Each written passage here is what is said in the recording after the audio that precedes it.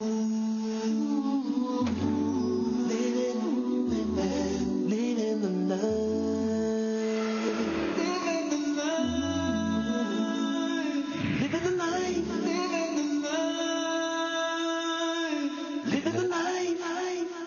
to be for the women's.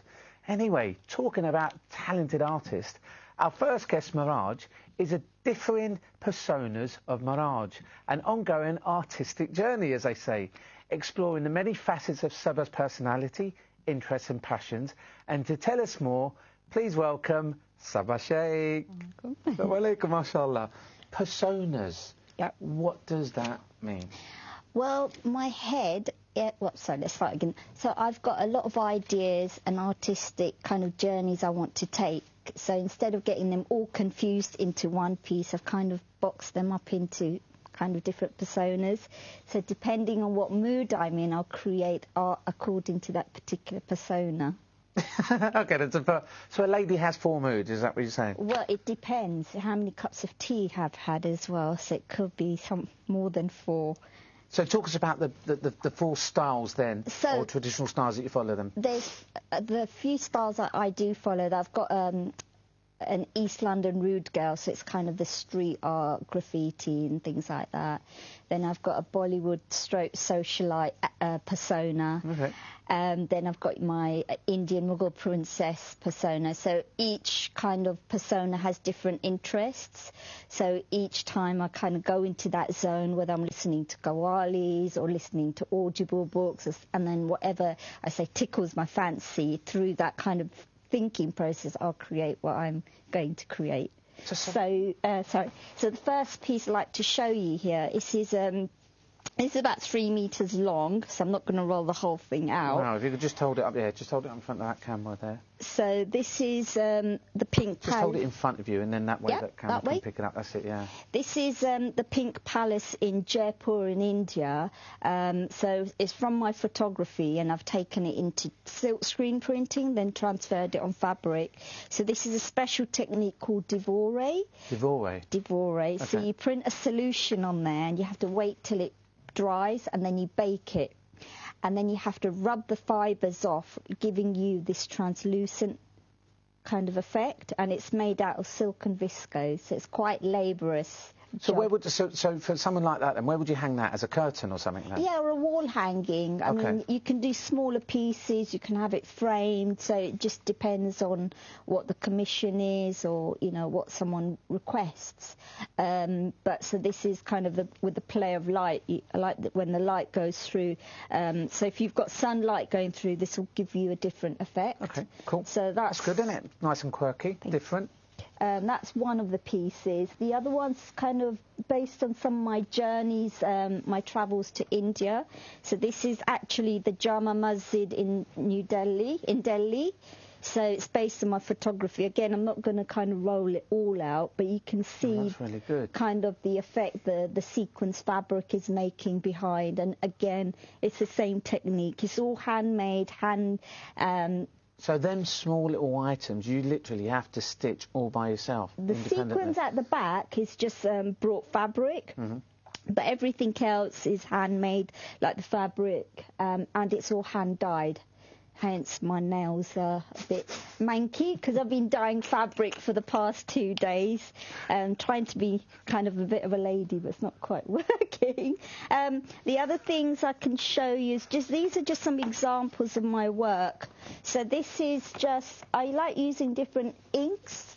So I don't know if you want to feel that, but that's actually T-shirt printing ink. Is it? On satin. That's quite different, isn't it? Yeah. So the fabric, the ink you get on... Here's one I made earlier. Of course. That's quite nice. You just wanted to say that, didn't you? So this is special ink that you would use on T-shirts. So when you go to the local shops and you get the ink printed on T-shirts, so it gives you this kind of different effect. Which is the in thing at the moment as well, don't they? A lot of screen printing on T-shirts. Yes. Yeah. So some of my so-called contemporary pieces are just some like collages. So this is just acetate and some paper kind of woven. So what's the difference between a print and a collage? Can you just explain to our viewers, please? This is paper. So you can either have scraps or shapes of paper or fabric, and then you can create an image. Whereas if you're doing a print or a painting of the print, you would need to use like a silk screen. Sure. If you're painting using brushes and things like that. Okay. The other pieces I quite like is my photography. So this is a picture of a place in India called Ajmer Sharif, and this is a Sufi saint's tomb or dargah. But I just like... A dargah, is that what they call it? Dargah, okay. Dargah. Of Khwaja Gharib Nawaz, is quite a well-known Sufi saint in India and around the world as well. But I just like the hustle, bustle. And this was during Eid al-Milad al-Nabi, one of the times I went there. And it was the light, it was the atmosphere, and I just liked, you know, the atmosphere that was going on. It was just kind of... So, and you've travelled the world, haven't you? More or less. In studying in your education. Where did you study all this, and what made you suddenly take to the route of art? What was the passion behind it? I don't know. Mum was quite artistic, so was Dad. So I kind of inherited kind of the quirkiness of my mum, because she was quite a colourful character. And then, you know, going through the traditional routes, trying to find my kind of feelings that should I go academic, I always wanted to create textiles and fabrics, so I just kind of followed that, and now I'm just pursuing that full time now. But you know, I mean, you're underestimating yourself here as well, because you won a scholarship, didn't you, as well? Where did your scholarship? Tell us a bit about that. So I wanted to do a master's, but I was in two minds because I'm an artist, so everything depends on my mood. Well, you've got 4 of them so far, haven't you? Well, you don't want to know the others yet, but that's another story another day. Sorry, I'm going to get the giggles, it's not going to help. That's all right, So I was just looking online for courses, and then I came across this course at Harvard School of Education, and then I applied for a place, and I think there's only 100 places, and about 150 or 110 people applied, and I inquired if I could get a scholarship to go there. And I got offered a place, and I was very chuffed. Well done, you. So it was basically for artists that teach as well, because I also teach workshops and stuff like that. So, yeah, it was a week-long course, and it was quite interesting and quite fun, actually. So, yeah, I had a trip over to America, and, yeah, that was quite an interesting journey. So now, if somebody, with your stuff now, you now teach in schools as well, don't you? What I do, teach at University of East London, so I'm actually a visiting lecturer, and I've got trainee teachers who are training to be design and technology teachers. So, and also I work at, I run workshops at William Morris Gallery, so I've got fingers in many pies. I think being an artist, you have to be entrepreneurial as well.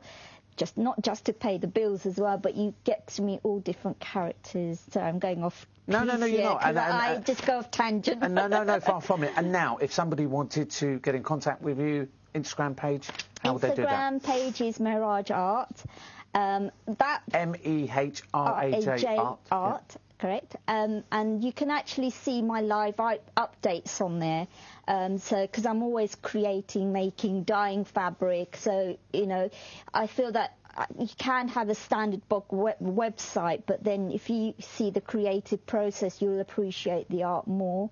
So that's kind of the journey of my Instagram page. Oh, brilliant. And your next exhibition coming up? Next exhibition is questioning what is modest dressing, because I think a lot of people are confused, and I get a lot of people, I have to explain to a lot of non-Muslims what is modest dressing, because I feel that some of them are quite apprehensive in asking those questions. So it's just looking at that concept in a creative, safe environment.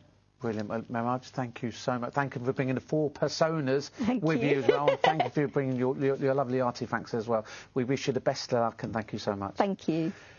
Fantastic, the quirky Sabah Sheikh.